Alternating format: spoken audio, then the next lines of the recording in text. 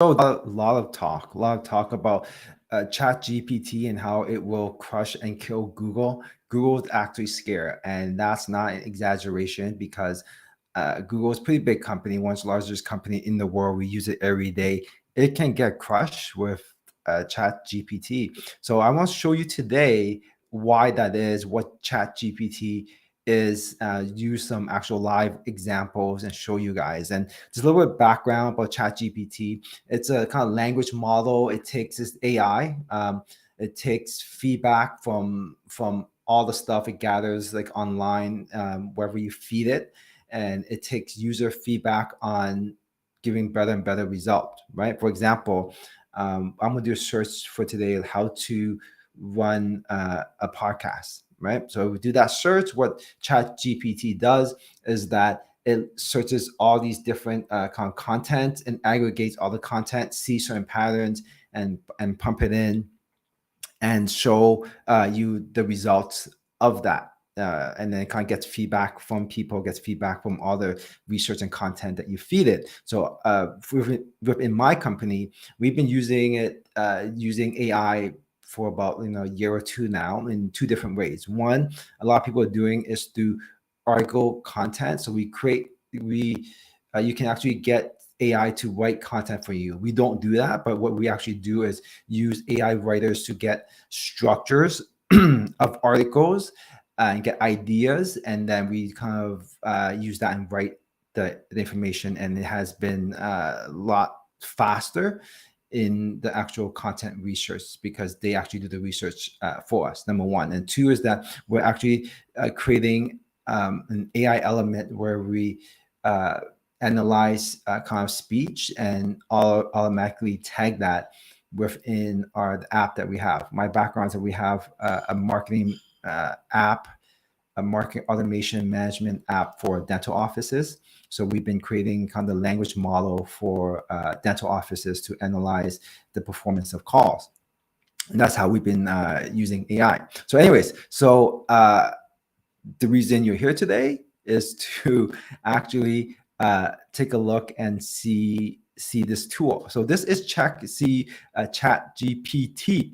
Okay, so this is the tool, and checklist.gg.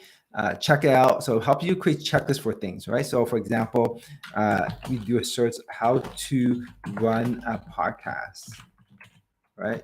So you punch this in. This goes into Chat GPT, and it analyzes all the different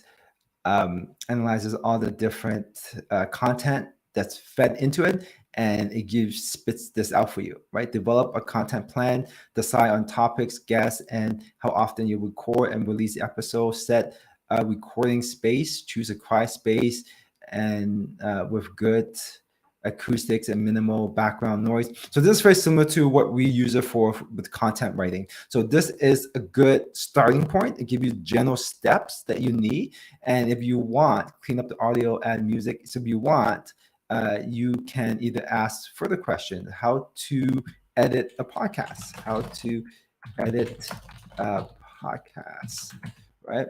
So you create this checklist here. And now let's go to Google and how to run a podcast and punch this into Google. Now, so I did this earlier. Now there's less ads. There's only one ad, but when I did this earlier, I had like 3-4 different ads, right? So Google probably knew I'm coming back again. So they only give me one ad, right? So that's a great thing. There's no ads with ChatGPT.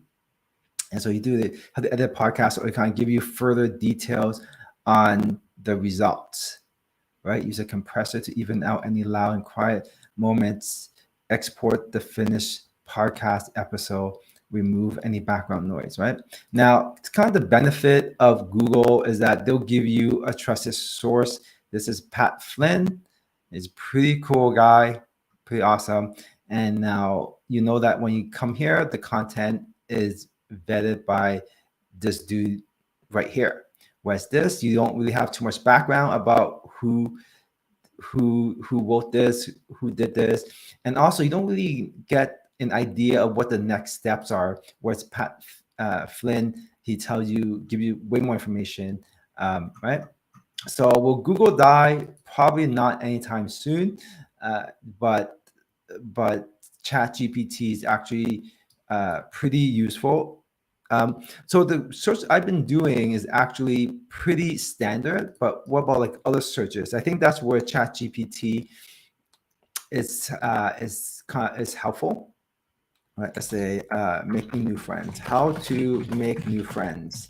Making new friends is always great. And kind of let's see the result here versus Google. How to make new friends.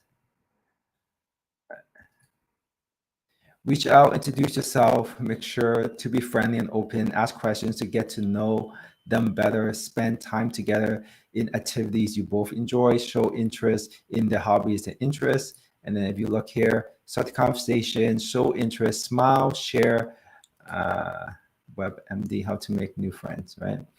Um, yeah, so I mean, that's a different. So these are the results that you get with ChatGPT and versus Google. So yeah, like once again, at this point, we like uh, AI because it kind of give you starting points of where to go, and you can do additional research. And we actually go into Google and find more information if we need to, or go to different sites. So at this point, will ChatGPT kill off Google? No, there's still a lot of value Google provides, but this is the very early stages of AI and Chat GPT. It can go a lot further. But if you think about it, like all this content need a lot of work. Someone needs to do this work to get there. Whereas this, there's no work that actually being done by anyone. It just pretty much just go and search this and pump anything into this, right? So yeah, so that's how ChatGPT works. I'd love to hear your thoughts. What's the future of ChatGPT? How can you use this for your business? How can you start new businesses using ChatGPT? I will update you guys more as ChatGPT progresses and see all the creative ways that people are using ChatGPT. Anyways, I'm out. Thank you for watching, and have an awesome day.